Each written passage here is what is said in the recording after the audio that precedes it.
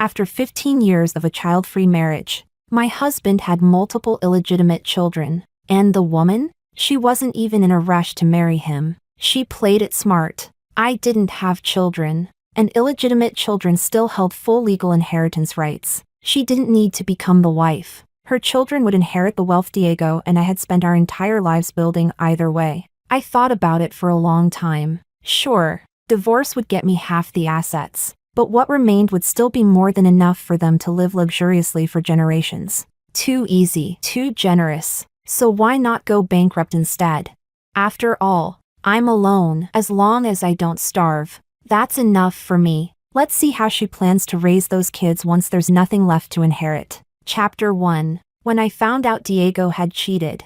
His illegitimate son was already about to start kindergarten, and the second child was on the way. The reason I found out so late was simple. No one in Diego's family is worth a damn. They'd all worked together to help him cover it up for years. The only reason I found out at all was because that woman got pregnant again, and Diego took her to the hospital. Someone snapped a photo of him entering the OBGYN clinic and sent it to me. When I received the photo, I froze for 2 minutes. The anger didn't even get a chance to erupt before logic buried it. After years of working in business, I'd long since grown out of reacting on impulse. Without the full story, I wouldn't confront him recklessly. I paid top dollar to investigate. Within 2 days, everything Diego had hidden from me came to light. 4 years ago, Diego secretly started supporting a young woman fresh out of college. 3 years ago, she gave him a son. Now she's pregnant again, this time with twins.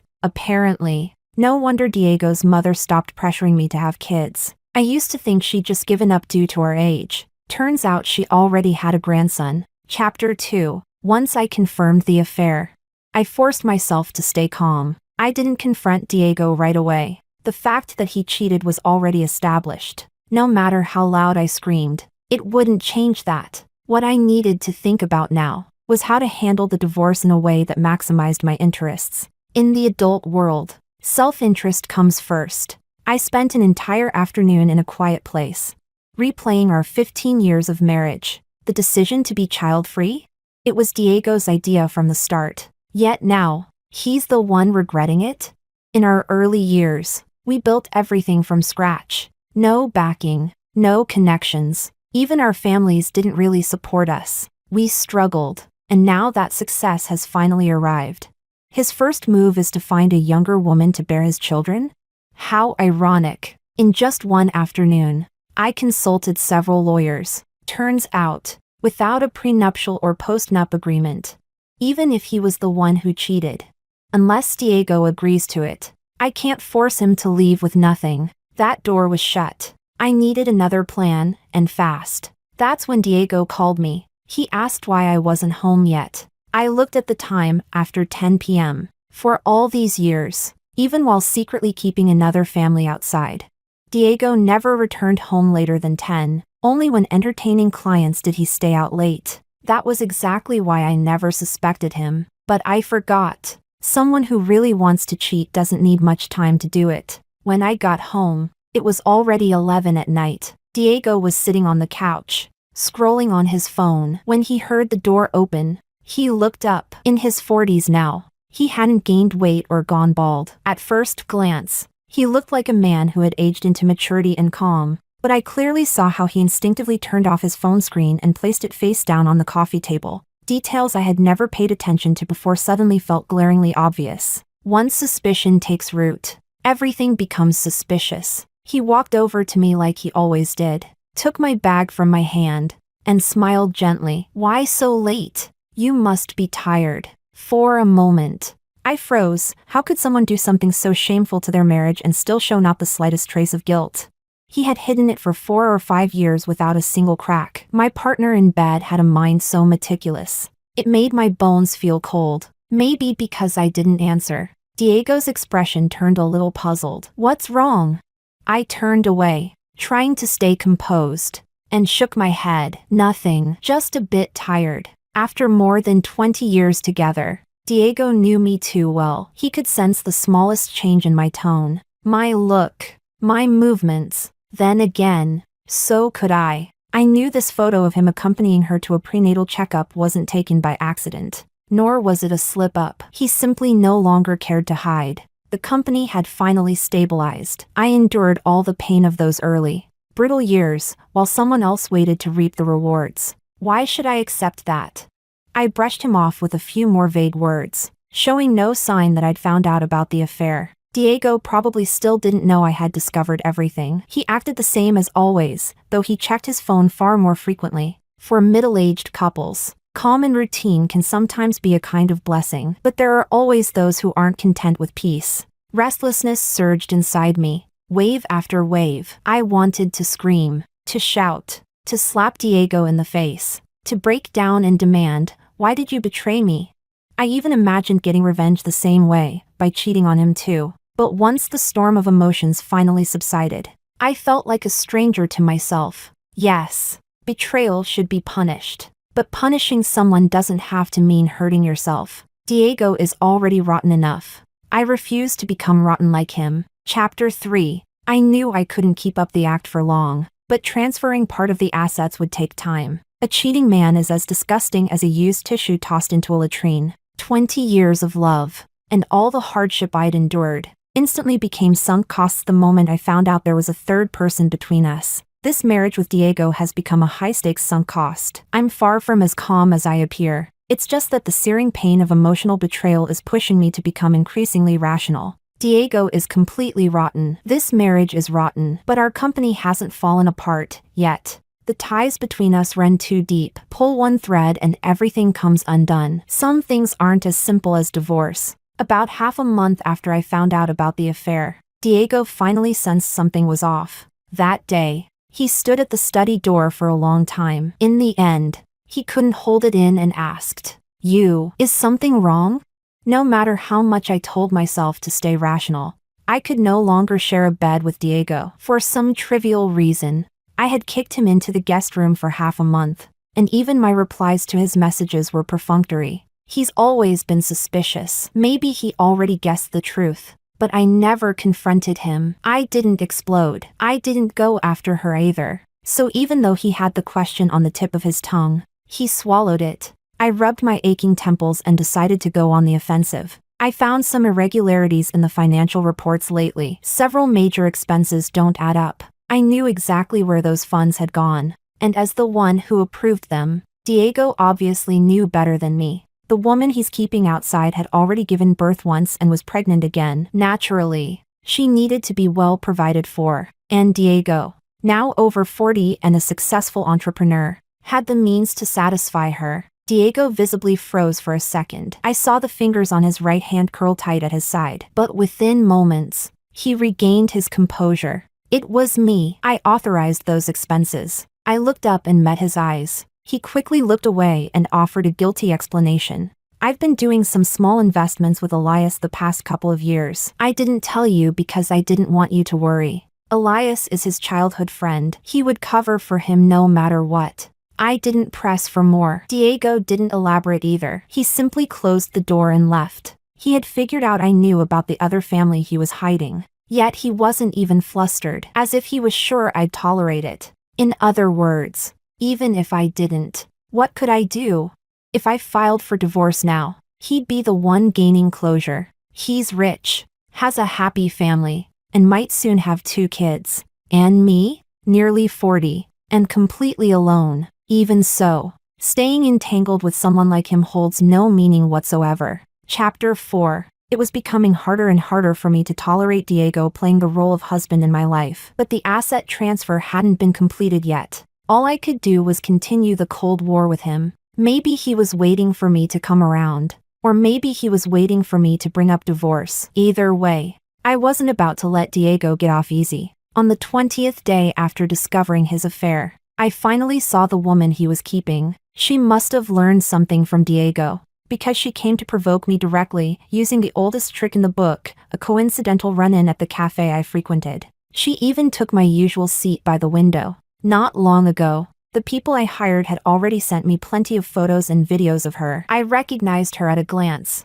She was still young, probably 25 or 26, and everything she wore, from her clothes to the bag beside her, screamed luxury. Perhaps Diego had sheltered her too well. She still had a youthful glow about her, and even a hint of that dumb, clear-eyed optimism. It made me think of myself at 25, newly married to Diego, living together in a shabby little rental, barely scraping by on modest salaries, wearing faded clothes I'd washed to near transparent. Those were the years we fought side by side to save up our first pot of money. Late at night, when emotions got the better of him, Diego used to swear he'd never betray me. I suppose there was some sincerity in those words, back then. But sincere feelings don't survive the passage of time. I pretended not to recognize her and ordered my usual coffee, taking a seat diagonally across from her. I didn't even glance her way. Soon enough, she shattered the impression I had of her. She moved across from me with a smirk full of provocation and called out, "Mrs. Diego." It was clear, she knew exactly who I was. So she wasn't a victim of seduction. She was willingly the other woman. Now she wanted to challenge me openly? As the mistress? TCH. Did she even realize half the things she ate, wore, and used were paid for by my money? I took a sip of coffee, my gaze skimming over her slightly swollen belly. "And you are?" She didn't dare confess her disgraceful identity. She stammered out some awkward excuse for how she knew me. The excuse was pathetically unconvincing. I said nothing, just stared at her with a half-smile, letting her know I saw right through her little game. A parasite clinging to others for survival loses all resilience. Under my gaze, she lasted less than 30 seconds before fleeing in panic. That retreating figure, so hurried, so pathetic. I felt a little sad for her, and for this society. Young, healthy, capable, yet she chose to become someone's surrogate womb. Chapter 5. Whether or not Diego knew about this, the fact that his mistress came to provoke me was his problem. I decided it was time to officially move divorce to the top of my list. But before I could act, I received several WeChat messages from a friend. She sent me screenshots of the mistress showing off on her social feed again. Nothing new there, until I saw the last one. It came with a note from my friend. "She's provoking you. Everyone has at least a couple trustworthy childhood friends, right?"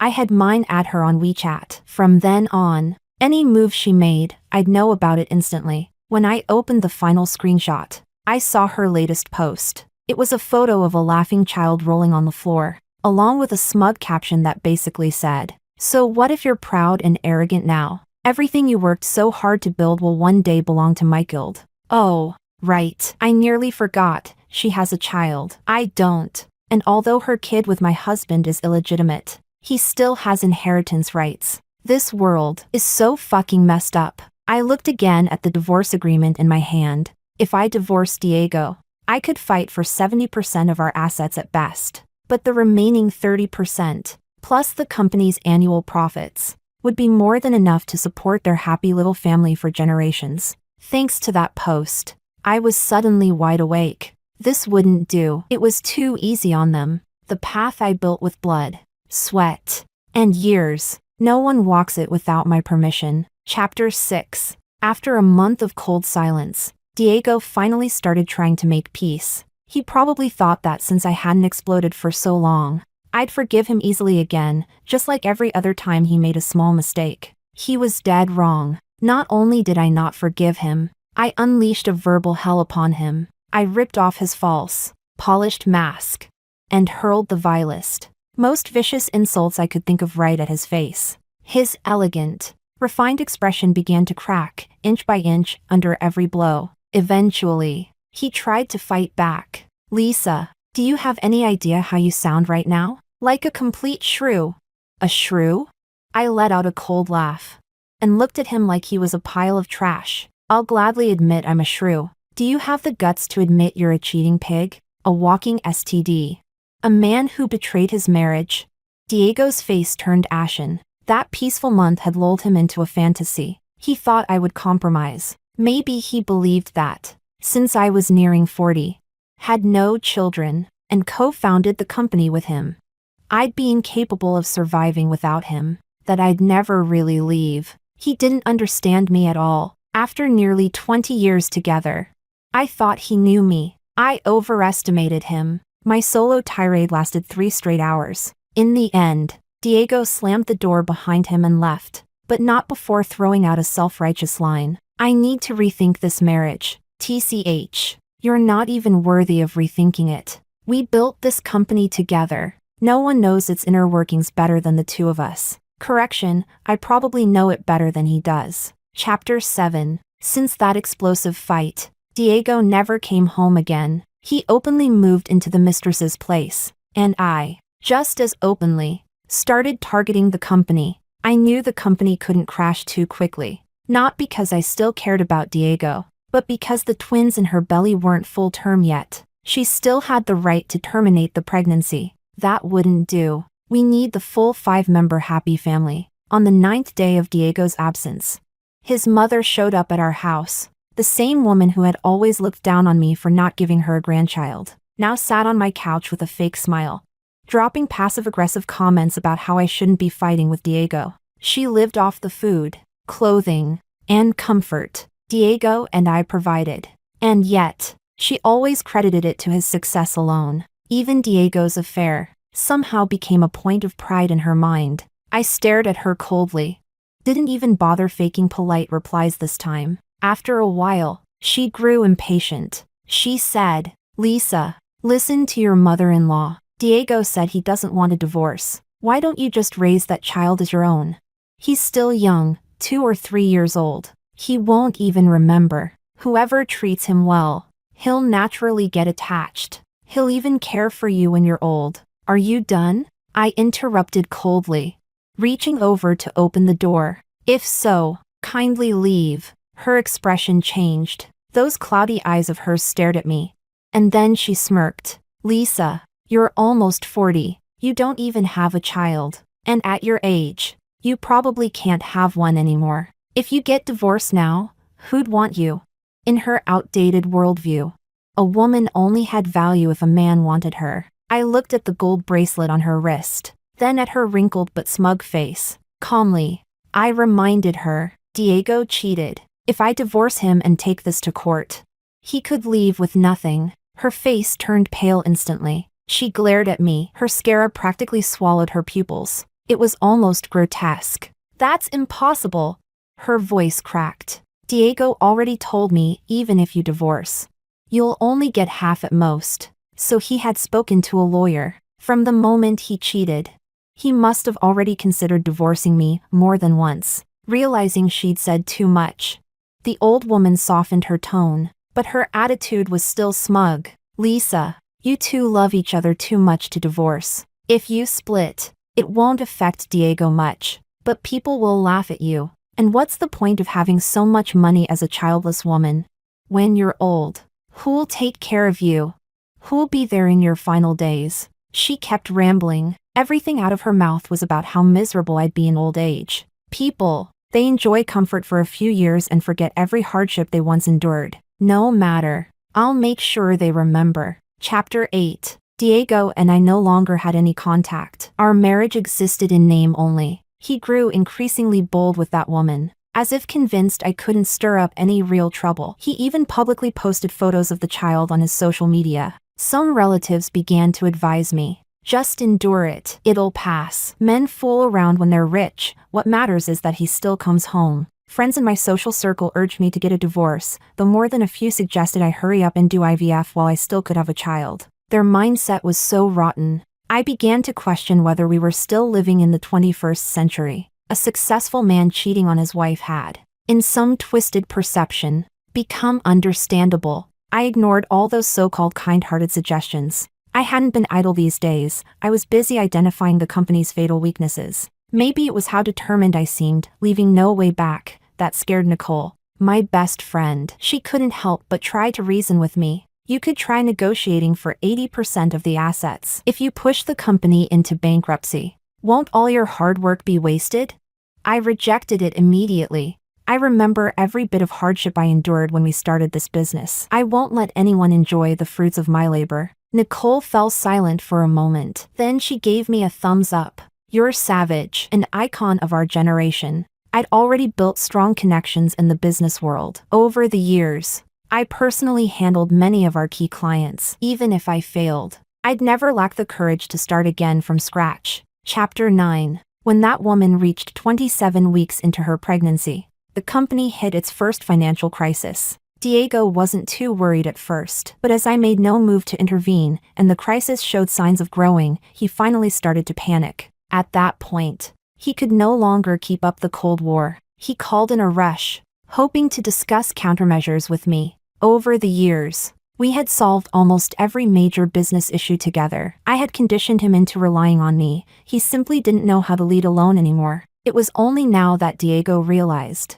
he couldn't reach me at all. I had blocked every single one of his contact methods. Desperate, he started contacting our mutual friends, anyone he thought I might still speak to. In the end, with no other choice, he began waiting outside the entrances of the properties we co-owned, to avoid alerting him too soon. I finally agreed to meet him when he showed up all disheveled, blocking my way. Nicole said what I did was like hand-washing underwear with a poker face. I replied, giving him hope, then pulling the rug. That's what hurts the most. The first crisis was a shipment blocked by customs. The delay led to major penalty fees and a massive financial loss. Diego had no time left to cuddle up to that woman or play the doting dad. I didn't know whether Diego suspected me, and frankly, I didn't care. After the first crisis was resolved, Diego started coming home on time every day, as if trying to show his remorse. But from that day on, I stopped going home. I changed residences every night, sometimes hotels, sometimes short rentals. Diego still couldn't reach me. He couldn't find me. Not that he had time to search, because the second crisis hit, this time a serious tax issue, bigger and far more dangerous. Had I not timed everything just right, both Diego and I might have ended up in prison. But I had a clear head. Crying behind bars for a man like Diego wasn't worth it. After the tax scandal, more issues began popping up. Our competitors, seeing blood, were rushing to get their piece. The company's collapse accelerated, just as I had planned. Watching Diego burn himself out, I felt nothing. No sadness, no joy. In the short term, Diego would never guess that the two disasters that brought down his empire were both orchestrated by me, wounding the enemy by 1,000 cuts, even if I hurt myself in the process. To destroy him, I also destroyed his last source of wealth, and my own. Chapter 10. Even the best company can't withstand blow after blow. On the day the company officially declared bankruptcy, Diego was already the father of 3 children. That woman had given birth to a pair of twin boys, and Diego now not only had no money in his pockets, he was also drowning in debt.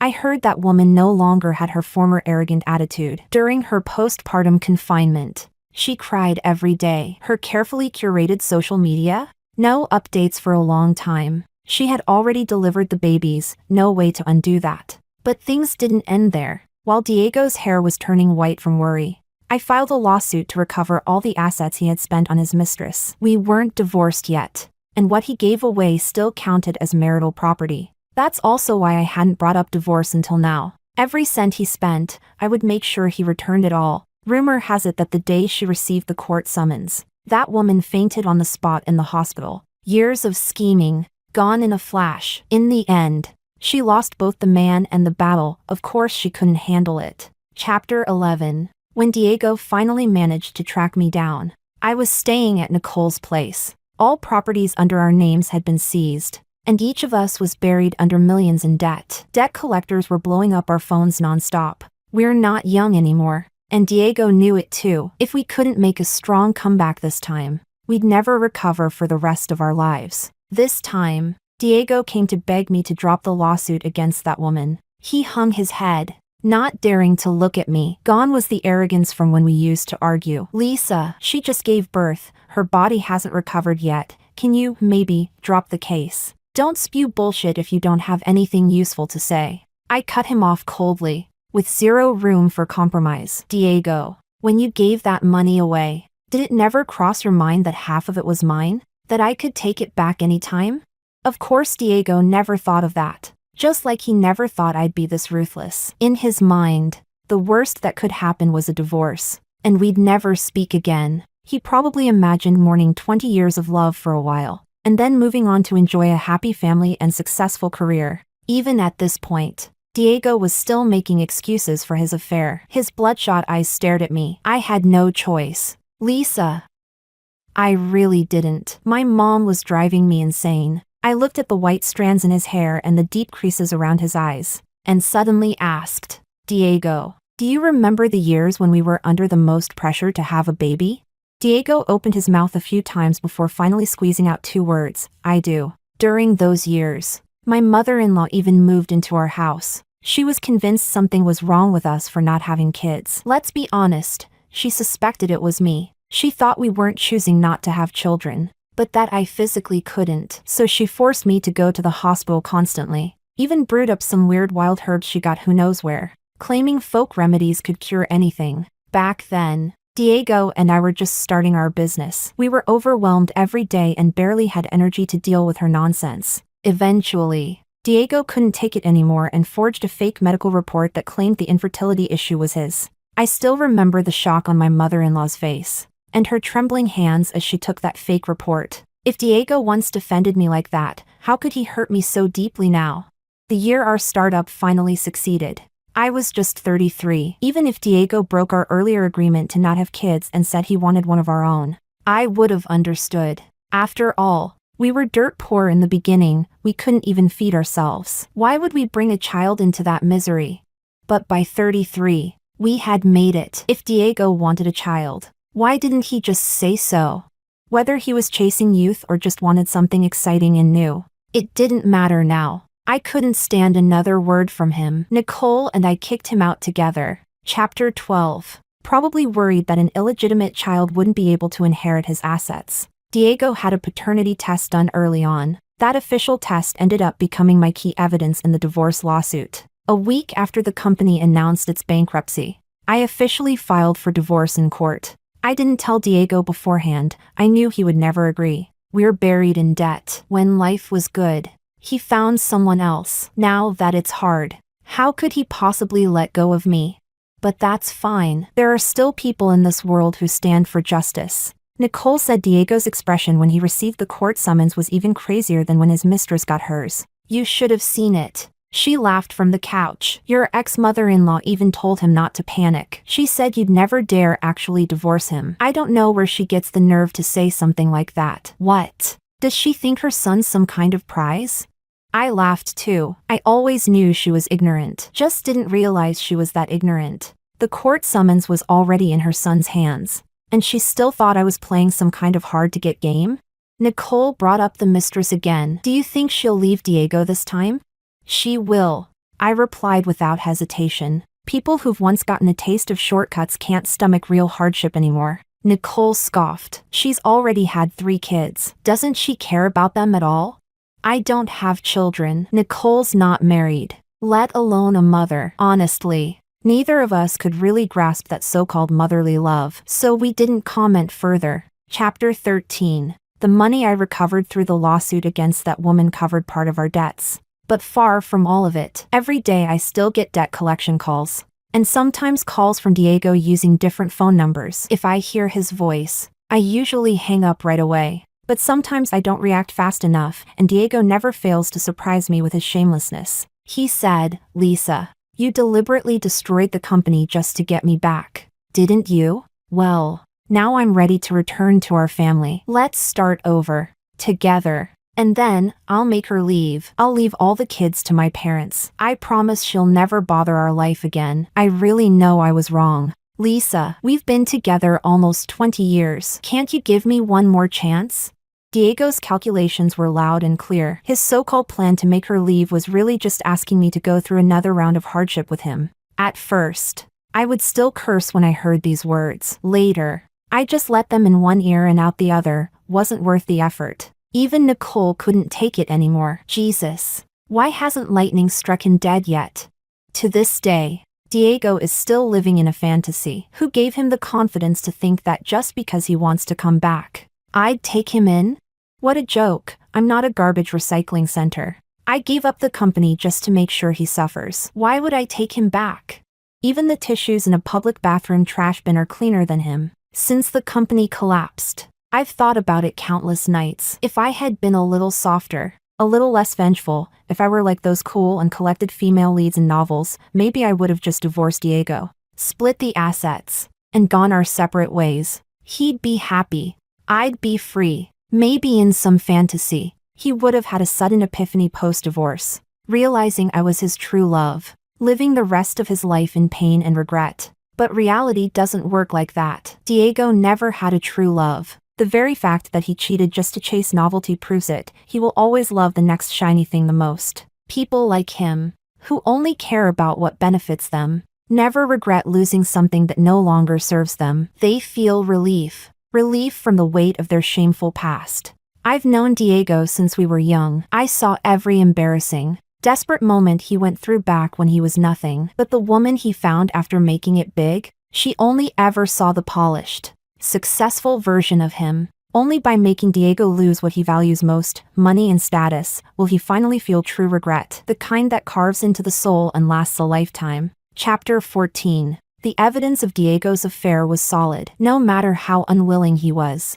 The divorce went through under court enforcement. As I walked out of the courtroom, I caught a glimpse of Diego, hunched over the table with his head in his hands, sobbing uncontrollably. A middle-aged man, bankrupt and drowning in debt. With elderly parents to care for and multiple children to raise, he had mouths to feed everywhere he turned. I had spent half my life with this man. Although life eventually got sweeter, those few years of sweetness never made up for all the bitterness we endured before. I looked away and kept walking. As I reached the courthouse entrance, I saw my ex-mother-in-law and her. Each of them held a child in her arms. Their faces were equally grim, and they stood far apart. Clearly, the mother-in-law and daughter-in-law bond wasn't going so well. Strange. My ex-mother-in-law had always been desperate for grandchildren, and this woman had given her 3 golden grandsons. Wasn't this her dream?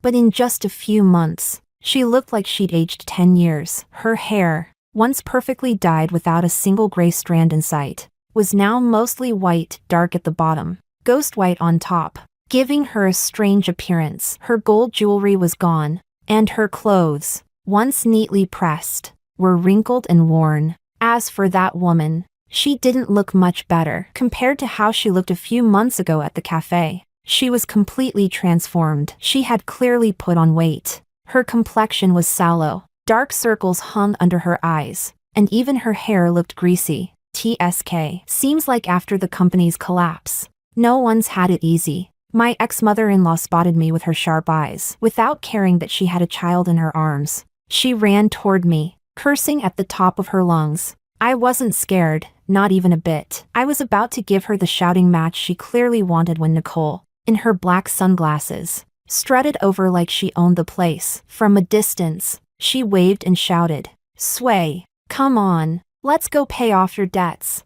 My ex-mother-in-law looked like her eyeballs were about to pop out. Living with Diego lately, she must have experienced firsthand what it meant to be hunted down by creditors. Nicole and I headed toward the parking garage, her screams and curses fading behind us. Whatever, who cares?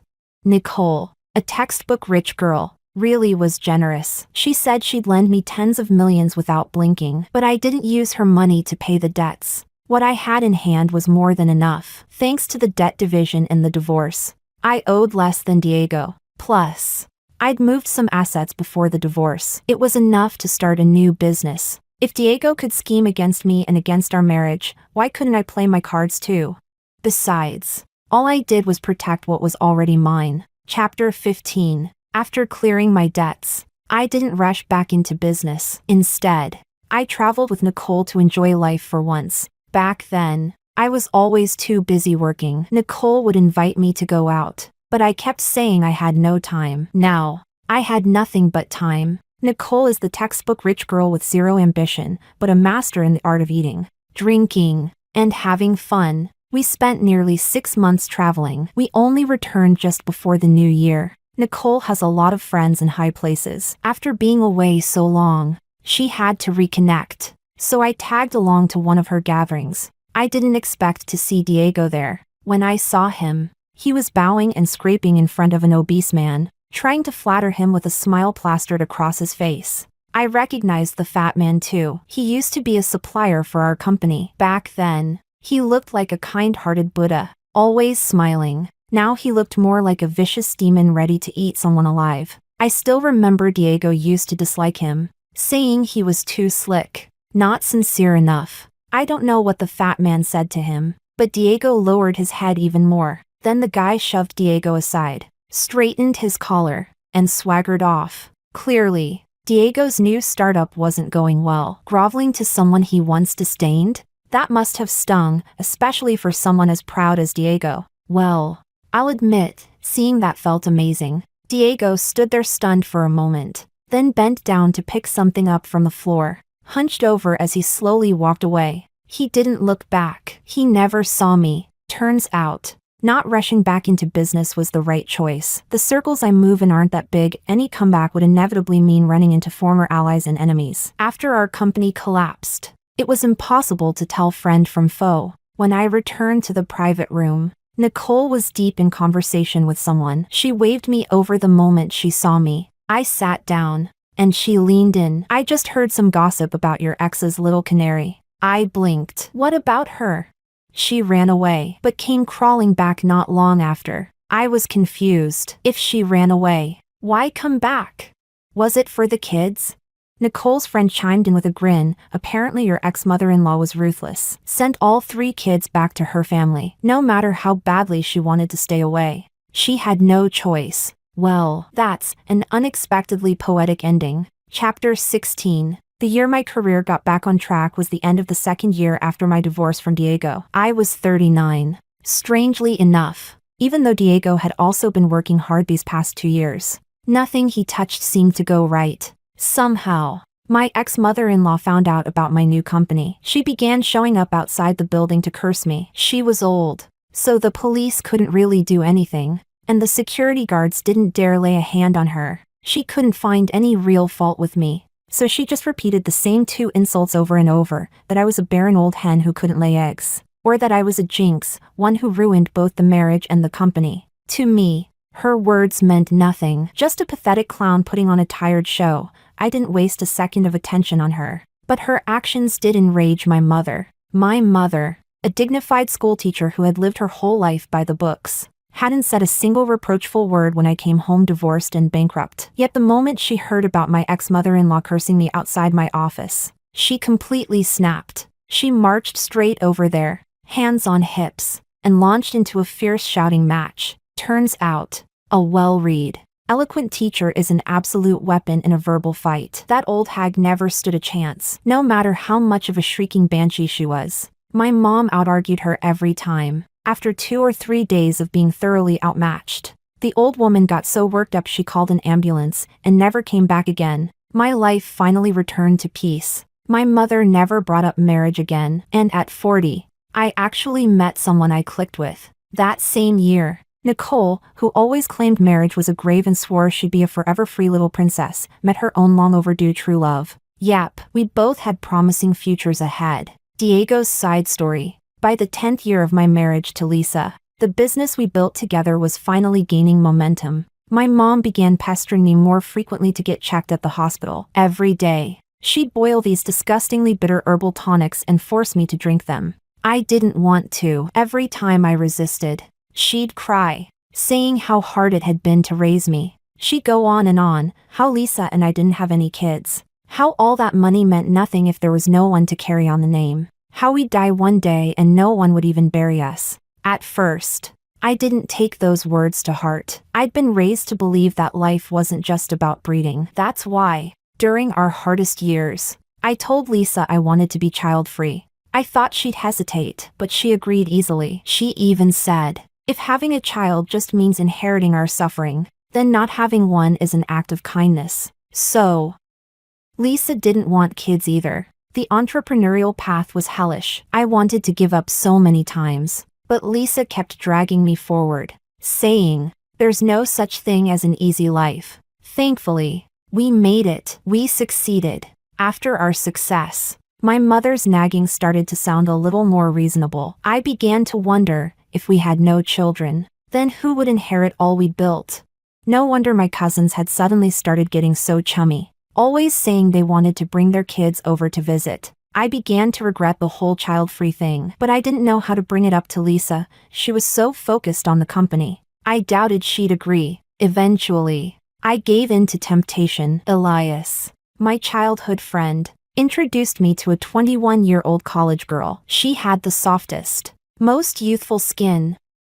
I liked her a lot, but I didn't dare cross the line because I couldn't bear to lose Lisa. Then Elias said, marriage and love aren't always the same thing. Other friends chimed in, come on Diego, every man has a secret muse. As long as no one talks, your wife will never know. And so, I fell and I had a child out of wedlock. My mom was thrilled. While cuddling the baby, she cursed Lisa, calling her heartless, saying she was the one who couldn't have kids and had the nerve to blame me. I didn't argue. I'd taken the blame before, just to protect Lisa. I didn't want my mom to harass her. Once I had a kid, I played out every possible scenario of what would happen if Lisa found out. Every version ended in heartbreak. Each one made my chest tighten with dread. She'd suffered so much with me, I didn't want to lose her. So I got my parents and my closest friends to keep it all secret. With time, the guilt began to fade. Lisa really trusted me. The kid turned 2,